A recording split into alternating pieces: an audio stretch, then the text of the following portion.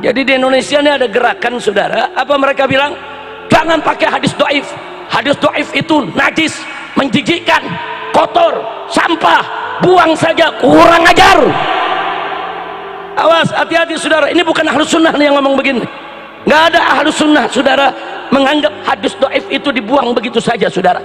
Kalau semua hadis dhaif itu dibuang, berapa ratus ribu hadis Nabi yang akan terabaikan, saudara. Hati-hati. Siapa bilang semua hadis dhaif tuh nggak boleh dipakai? Belajar dulu. Makanya kalau ilmu belum nyampe, jangan ceramah. Ini ilmu, saudara, baru sekeranjang. Tahu-tahu mau bicara soal Ihya Ulumuddin, soal hadis. Hati-hati, saudara. Dalam kitab Ihya Ulumuddin, ribuan dalil yang dikemukakan oleh Imam Al-Ghazali radhiyallahu ta'ala anhu yang luar biasa. Sampai-sampai saudara Ibnul Jauzi, saudara, membuat semacam ringkasan, saudara, daripada Ihya Ulumuddin, saudara. Beliau buat hanya yang diambil hadis-hadis yang sahih, hadis-hadis yang hasan, saudara. Adapun hadis-hadis yang beliau ragukan, beliau tidak masukkan, tapi beliau tetap sopan menyampaikannya. Kalaupun di Ihya Ulumuddin ada hadis yang bermasalah, itu bukan dengan sengaja dimasukkan oleh Imam Ghazali, karena memang begitulah pengetahuan Imam Ghazali yang didapat dari guru-gurunya. Ibnul Jauzi, saudara, tawadu, nggak berani kurang ajar kepada Imam Ghazali, saudara. Tahu-tahu yang sekarang baru belajar ilmu hadis selembar dua lembar, saudara. Saya mau kasih tahu Pak Bu ya, belajar ilmu hadis itu, saudara, tidak serta-merta kita bisa jadi seorang mufti untuk berfatwa. Nggak bisa.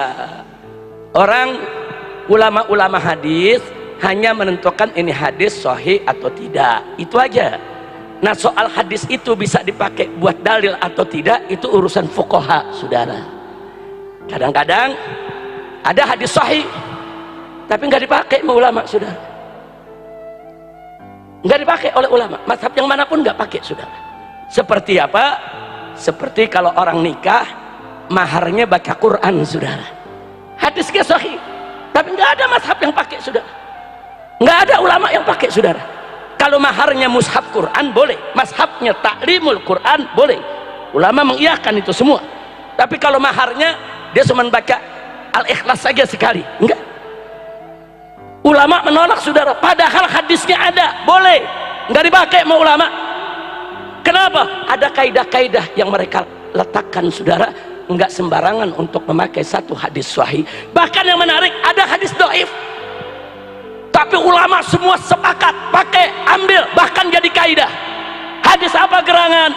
La darar wa la dirar. Hadis dhaif, saudara, tapi jadi kaidah. Semua mazhab pakai, semua ulama pakai.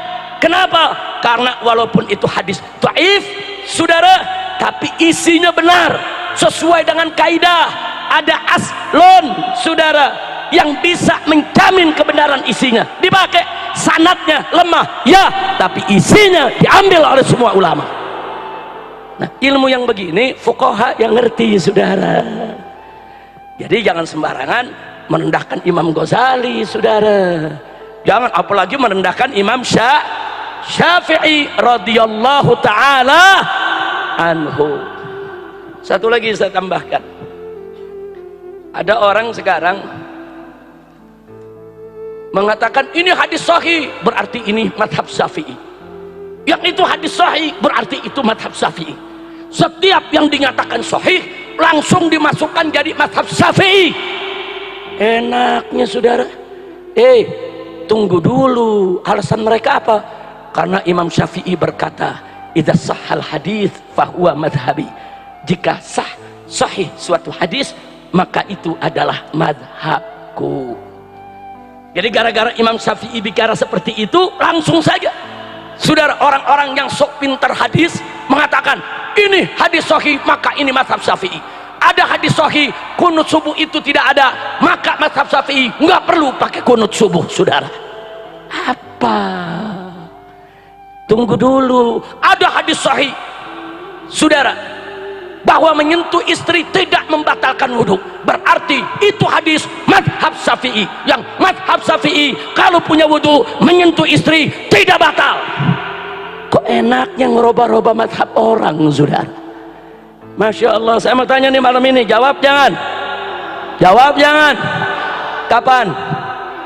Tahun depan deh, udah malam Kiai. Jawab sekarang, mesti sekarang. Nah, makanya perhatian nih, jangan ngobrol nih, serius, ini ilmu nih. Mau tahu gak? Betul? Yuk kita lihat, saudara. Ya, Al-Imam An-Nawawi radhiyallahu ta'ala anhu dalam muqaddimah kitab Al-Majmu' fi Sharhil Muhadzab, saudara, beliau menjelaskan apa yang dimaksud dengan ucapan Imam Syafi'i, idza shahhal hadits fahuwa madhhabi. Jika suatu hadis itu sudah sahih, maka itu adalah madhabku. Yang pertama, yang boleh berpegang kepada kalam Syafi'i ini hanya boleh seorang mujtahid yang bisa menilai suatu hadis dan bisa istimbalul ahkam dari suatu hadis. Orang awam nggak boleh kalam Syafi'i tadi dijadikan sebagai alasan, saudara. Jadi kalau masih awam, jangan sok pinter, saudara, untuk saudara menerjemahkan dari apa yang dimaksud oleh Imam Syafi'i. Itu dulu yang pertama.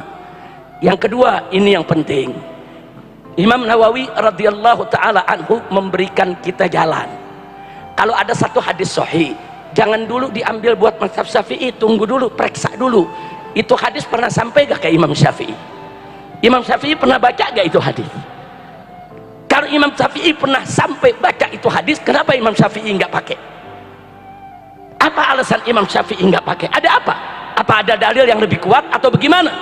Jadi jangan sahih langsung ditarik ke mazhab Syafi'i dulu, saudara. Kalau ada dalil yang lebih kuat, kalau ada alasan yang lebih kuat, pantas saja itu hadis tidak dipakai oleh Imam Syafi'i radhiyallahu ta'ala anhu. Mau contohnya? Mau contohnya? Betul. Mari kita lihat, saudara. Di dalam hadis sahih riwayat Bukhari dan Muslim, hadis sahih, saudara, bukan hadis dhaif. Sayyidatuna Aisyah radhiyallahu taala anha bercerita, saudara, bahwa suatu kali Nabi pernah sholat malam. Sayyidatuna Aisyah menceritakan beliau saat itu sedang tidur, kakinya dilonjorkan, ada di arah kiblat Nabi, saudara.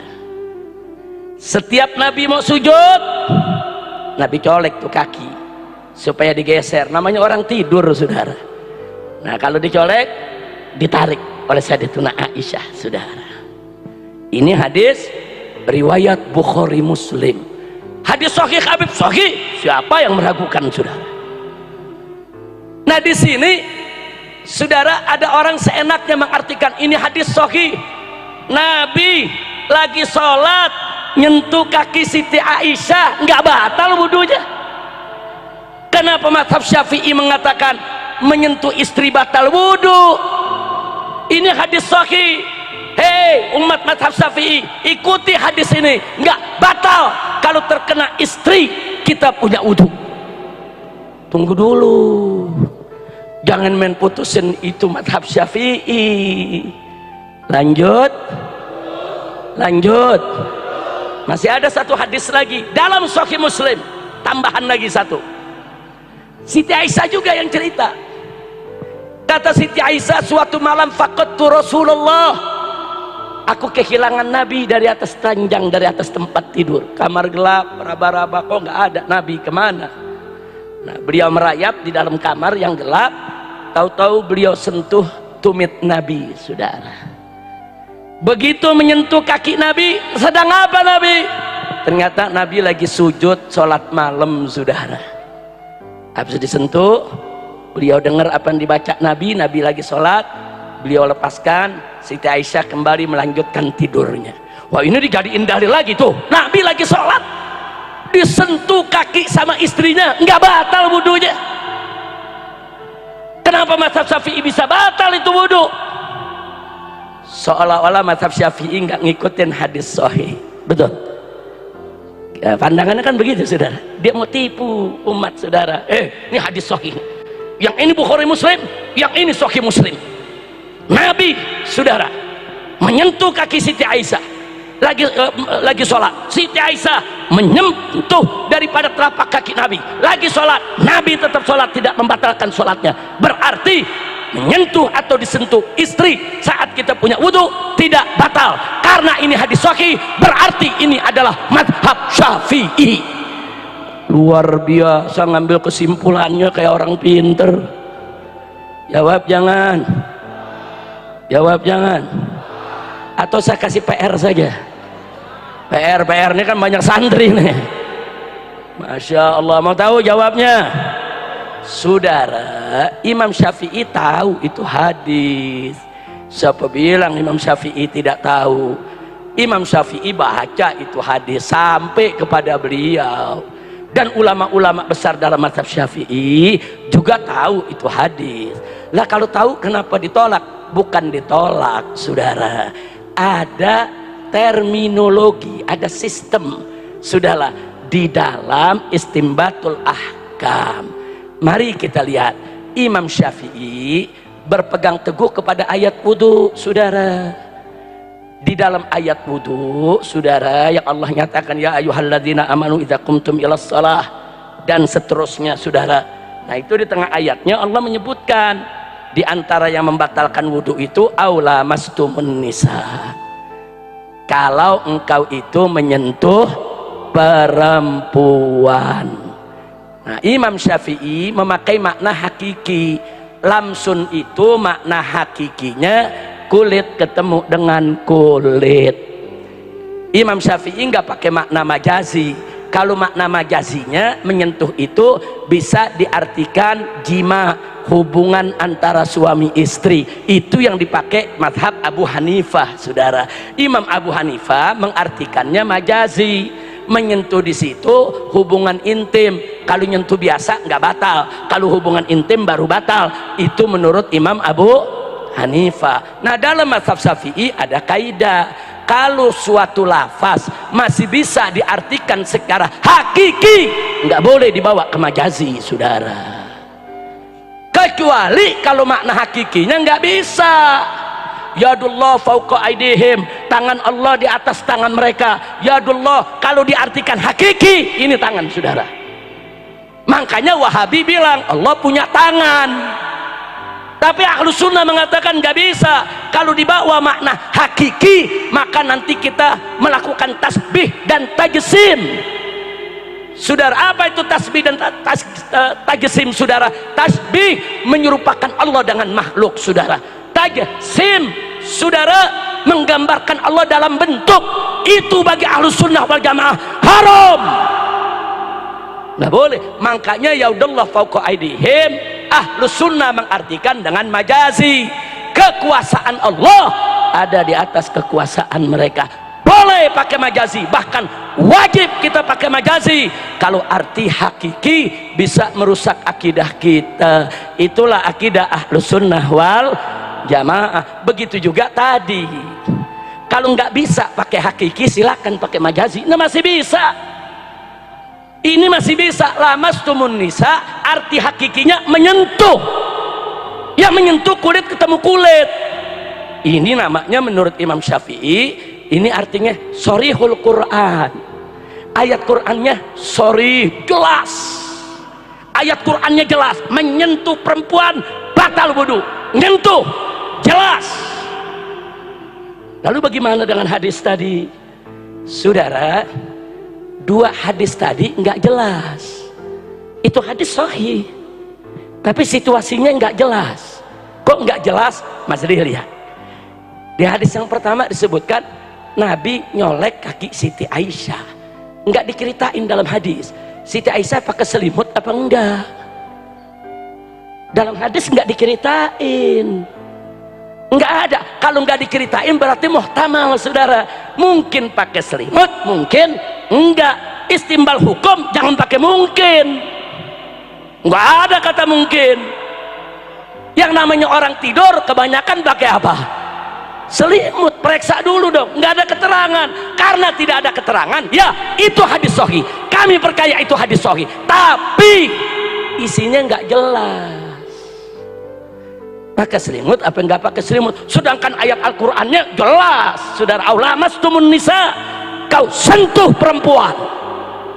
Jadi Imam Syafi'i nggak mau dong, masa yang jelas dikalahin sama yang nggak jelas? Masa Sharihul Quran dikalahkan dengan khabarul ahad yang masih perlu penjelasan, saudara? Kira-kira jelas tidak? Lalu bagaimana hadis yang kedua? Kan Siti Aisyah pegang kaki Nabi, periksa dulu. Dulu Nabi sering pakai khuf, saudara. Kalau Nabi musafir pakai khufnya 3 hari 3 malam. Kalau Nabi nggak musafir, apalagi di musim dingin, Nabi pakai khuf sehari semalam, saudara. Apa itu khuf?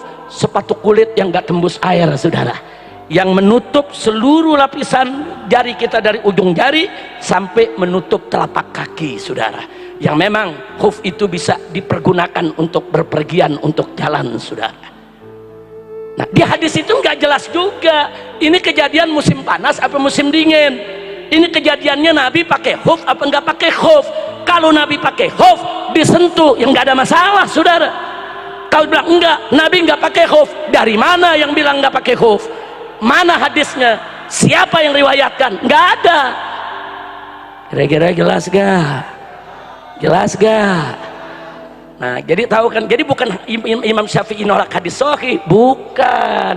Hadis sahihnya masih harus dikoreksi. Kalau diartikan hadis sahih tadi, terbuka selimutnya, tidak pakai khuf, bertentangan dengan ayat Quran tadi, saudara. Aulamastumun nisa. Imam Syafi'i mempertahankan ini sharihul ayat, pertahankan. Makanya itu ditolak hadis tadi. Makanya tadi saya katakan kadang-kadang hadisnya sahih tapi nggak dipakai jadi dalil karena ada dalil lain yang lebih kuat. Kira-kira jelas tidak?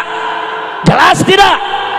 Maka enak-enakan ngomong itu sohal hadis bahwa mazhabi, kata Imam Syafi'i. Jadi kalau hadis sudah sahih itu pasti jadi mazhab Syafi'i. Tunggu dulu, ente belajar hadis dulu dan belajar juga kaidah usulnya, kaidah fikihnya, pelajari juga pendapat fuqaha.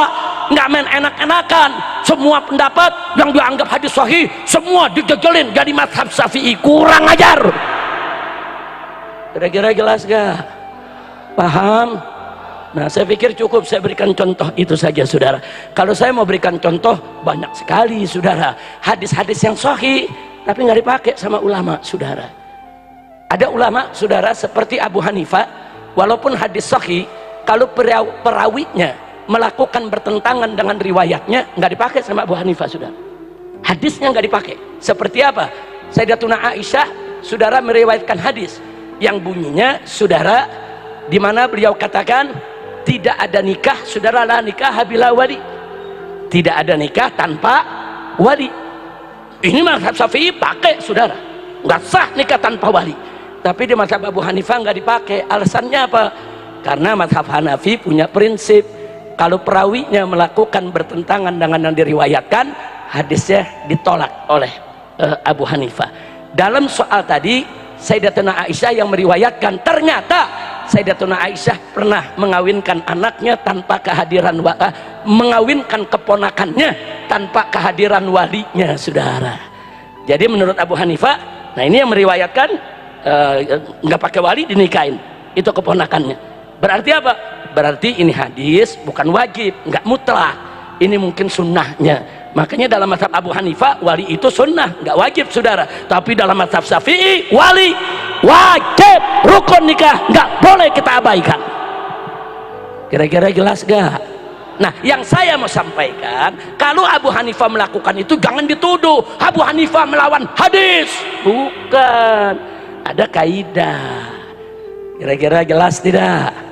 Kayak tadi Imam Syafi'i juga punya kaidah. Kalau ada hadis sahih tapi berlawanan dengan ayat Quran, hadisnya tidak sahih, maka harus tunduk kepada Quran. Kalau ada hadis yang zahirnya bertentangan dengan ayat Quran, maka harus berusaha untuk dijamak bainal adillah, saudara. Bagaimana caranya? salah satunya ditakwilkan supaya seiring sejalan, karena nggak mungkin ayat Quran dengan ayat Quran bertentangan, nggak mungkin saudara hadis sahih saudara dengan ayat Al-Quran juga bertentangan, nggak mungkin, pasti ada penjelasan. Apakah penjelasannya nasikh mansukh, apakah penjelasannya takyidul mutlak, apakah penjelasannya taksisul am, apakah penjelasan yang lain. Wajib kita hati-hati, jangan sembarang menilai kalau tidak punya ilmu. Kira-kira jelas tidak? Makanya busra lakum, beruntung semua jamaah yang ada di sini, khususnya santri-santri pondok pesantren Ad-Dahlaniyah, juga seluruh masyarakat yang ada di Kota Waringin, saudara, di Bandung ini. Alhamdulillah, di hadapan kita banyak ulama-ulama, kiai-kiai, saudara. Ini pendekar-pendekar dalam mazhab Imam Syafi'i, saudara. Alhamdulillah, kalau anda punya kemuskilan jangan fatwa sendiri, kalau anda punya kemuskilan jangan sembarangan mengikuti pendapat orang yang tidak jelas. Tanya kepada ulama kita, tanya kepada kiai kita, tanya kepada ajangan kita, agar kita mendapatkan jawaban sehingga kita tidak kebingungan. Setuju tidak? Setuju tidak? Siap belajar ke kiai, siap bertanya ke ajangan, siap tetap ikuti mazhab Syafi'i, siap tetap ikut Ahlus Sunnah wal Jamaah. Takbir, sallu ala nabi. Nah, jadi saya nggak mau panjang lebar lagi soal itu. Paling tidak saya ulangi sekali lagi, kitab Ihya Ulumuddin, kitab yang luar biasa, saudara. Ribuan dalil yang berisi ayat Al-Quran, saudara, hadis Nabi, ijma ulama, saudara, semua dipaparkan oleh Imam Ghazali dengan begitu hebatnya. Adapun hadis-hadis yang dituduh maudhu ternyata masih diperdebatkan oleh ulama. Adapun hadis-hadis yang dituduh dhaif dalam Ihya Ulumuddin ternyata itu hanya dalam urusan at-tarhib wa tarhib, urusan nasaih, urusan dakwah, urusan al-had, saudara, ala dinillah, bukan dalam urusan-urusan hukum-hukum yang prinsip. Artinya thariqah Imam Ghazali sudah benar, sudah betul berjalan di dalam kitabnya Ihya Ulumuddin. Alhamdulillah. Maka itu kepada Kiai Salimul Afif terima kasih, beliau ikut mentradisikan, memasyarakatkan supaya kita semua cinta kepada Ihya Ulumuddin. Jangan dengerin, saudara, dai-dai dari Wahabi yang seenaknya menghina Imam Ghazali, menghina Ihya Ulumuddin, seolah-olah mereka itu ahli dalam soal hadis, padahal ilmu mereka tidak seberapa, tapi mereka sudah kurang ngajar untuk bisa merendahkan ulama-ulama besar sekali berimam Ghazali. Na'udzubillah min dzalik. Nah, maka itu saya mau tanya sekali lagi, Kiai Salimul Afif buka Ihya Ulumuddin, bagus tidak? Senang tidak? Lanjutkan tidak? Takbir, sallu ala nabi. Nah, maka itu ya ikhwan, ikuti apa yang Allah arahkan kita. Orang awam, santri, jangan berfatwa. Belajar dulu, dalamin dulu ilmu. Belum waktunya berfatwa. Tugas kita apa? Allah kasih tahu dalam Al-Quran, saudara, fas'alu ahla dzikri in kuntum la ta'lamun. Tanya kepada ahlu dzikir, tanya kepada ahlul Quran, ahlus sunnah, ulama, fuqaha. Tanya jika engkau tidak mengetahui. Tugas kita nanya, bukan tugas kita berijtihad. Nanya kepada orang yang tahu, insya Allah. Nah, kemudian peran ulama nggak sembarangan, saudara. Ulama itu dimuliakan Allah. Allah nyatakan dalam Al-Quranul Karim, faqala ta'ala innama yakhshallaha min ibadihil ulama. Sesungguhnya hamba-hamba Allah yang takut kepada Allah itu adalah ulama. Allah yang menyatakan, saudara, ulama yang istiqamah, ulama-ulama ahlus sunnah wal jamaah yang ilmu dan amalnya sejalan, yang istiqamah, yang ilmunya luas, yang berakhlakul karimah, saudara, mereka adalah hamba-hamba Allah yang dipuji oleh Allah, hamba-hamba Allah yang takut kepada Allah. Kalau Allah memuji mereka, ya kita wajib juga dong memuji mereka, ya ikhwan. Pujilah hamba-hamba Allah yang dipuji oleh Allah, seperti para nabi, para rasul, para solihin, dan termasuk para ulama. Enggak sampai di situ, Allah tinggikan kedudukan ulama. Faqala ta'ala yarfa'illahu alladhina amanu minkum walladhina utul ilma darajat. Allah yang nyatakan dalam Al-Quran, saudara, Allah yang menjanjikan dan menjamin. Janji dan jaminan, saudara. Apa janji dan jaminannya, saudara? Bahwa Allah meninggikan kedudukan orang-orang yang beriman dan yang memiliki ilmu daripada kamu sekalian. Ulama yang beriman, Allah tinggikan kedudukannya, darajat. Beberapa derajat Allah tinggikan mereka, saudara. Nah, Allah maha tinggi meninggikan para ulama. Allah maha mulia memuliakan para ulama. Allah maha agung mengagungkan para ulama. Tahu-tahu ada orang biasa mau hina-hina ulama. Kurang ajar ga? Kurang ajar ga? Aing bledok sia. Kurang ajar. Siapa yang mau kurang ajar kepada ulama, saudara? Jangan. Allah maha tinggi, Allah maha mulia. Allah yang meninggikan ulama, memuliakan ulama, mengagungkan ulama, dan kita wajib memuliakan yang dimuliakan oleh Allah, meninggikan yang ditinggikan oleh Allah, menyintai yang dicintai oleh Allah. Wajib. Apalagi Nabi mengatakan dalam hadisnya, al ulama warasatul anbiya. Ulama adalah pewaris para nabi. Ya, para rasul, para nabi sudah kembali kepada Allah. Tapi jangan lupa, di sekitar kita ada pewaris-pewarisnya yang hidup bersama kita, saudara.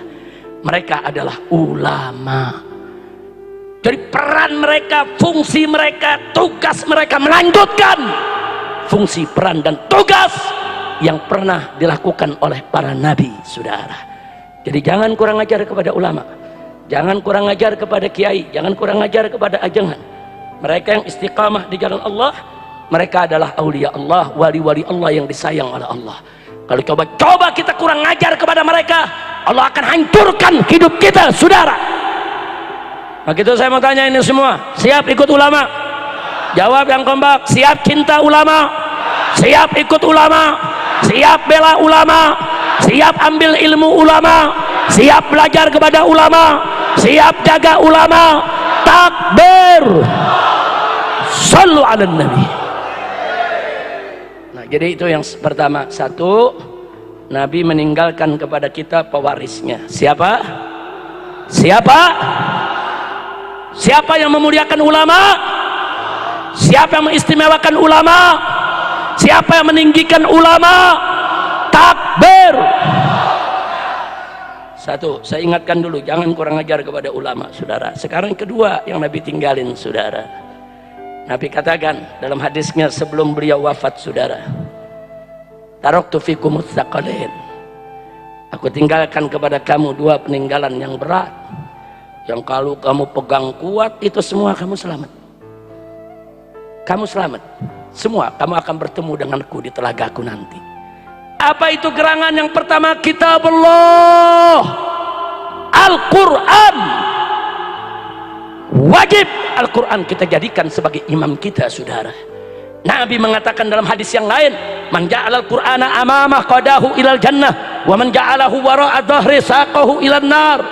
Barang siapa yang menjadikan Al-Quran di depan dia sebagai imam, sebagai petunjuk, sebagai pedoman, saudara, dia tunduk kepada apa yang ada dalam Al-Quranul Karim, dia amalkan tuntunan Al-Quranul Karim, gadahu ila jannah. Al-Quran akan menuntun dia masuk ke dalam surga.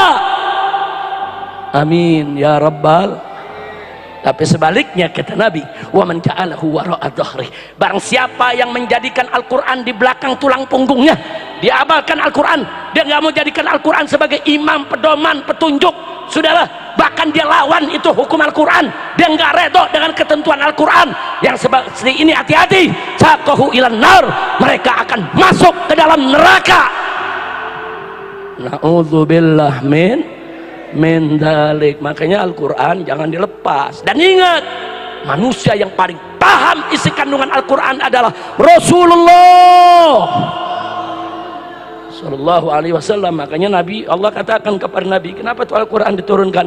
Litubayyina linnasi ma nuzzila, untuk kau jelaskan kepada umat manusia itu ya Muhammad apa yang diturunkan kepada mereka. Maka itu kalau berpegang teguh kepada Al-Quran, otomatis wajib berpegang teguh kepada sunnah Nabi kita Muhammad Sallallahu alaihi wasallam. Kira-kira jelas tidak? Jelas tidak?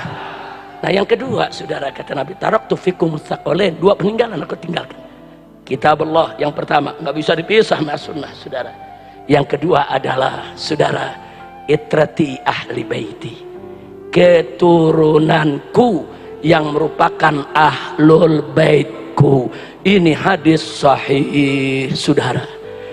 Bahkan Sayyidina Abu Bakar Siddiq radhiyallahu ta'ala anhu, sebagaimana diriwayatkan oleh Al-Imam Al-Bukhari dalam kitab sahihnya, mengatakan kepada kita semua, urqubu Muhammadan fi ahli baiti, jagalah kehormatan nabimu dengan menjaga kehormatan keluarganya. Ini Nabi yang pesan, saudara. Tahu-tahu sekarang ada yang mau hina-hina keturunan Nabi. Tahu-tahu ada yang merendahkan keturunan Nabi. Iye, ente ye-nya yang kompak dong. Kurang kompak, kurang panjang. Dulu nih intermezzo dulu nih sebentar nih. Waktu saya masih kecil, masih umur 9-10 tahun, itu kalau lagi ribut nih sama teman sepantar, terus saya diledek, ye, itu sakit hatinya sampai ke dalam, sampai gede nggak lupa tuh digituin tuh. Jadi makin panjang makin sakit ke dalam hati. Paham? Paham? Tahu-tahu tuh ada yang menyela-nyela nasab turunan Nabi. Iye, begal nasab ngaku turunan Nabi. Iye, kacau tidak? Kacau tidak? Ada seniman dangdut mengatakan, saya hakul yakin nasab Ba'alwi itu sudah batal. Iye, lu hidup lu digendang, kapan belajar nasab? Kacau tidak? Kacau tidak? Kacau tidak? Hati-hati, saudara, jangan main-main soal nasab. Ada dua hadis yang saya mau sampaikan. Yang pertama, man intasaba ila ghairi abi fahuwa mal'un. Barang siapa yang menisbahkan dirinya kepada selain ayahnya, dia nggak mau bernasab kepada ayahnya, dia sengaja buat nasab palsu kepada orang lain, ngaku-ngaku turunan orang lain, dia bukan Ba'alwi ngaku Ba'alwi, dia bukan habaib ngaku habaib, dia bukan turunan Nabi ngaku turunan Nabi, dia bukan turunan kiai ngaku turunan kiai, dia bukan turunan wali songo ngaku turunan wali songo. Man intasaba ila ghairi abi, barang siapa yang menisbahkan dirinya bukan ke nasabnya, saudara, bukan ke ayahnya, apa kata Nabi? Fahuwa mal'un, maka dia dilaknat. Na'udzubillah min, mau dilaknat oleh Allah, mau dilaknat oleh Allah. Para Ba'alwi, saudara, kakek-kakek kami, ulama-ulama besar, aulia, saudara, terus mau difitnah nasab mereka palsu semua, kurang ajar. Udah gitu yang memfitnah nasabnya sendiri nggak jelas.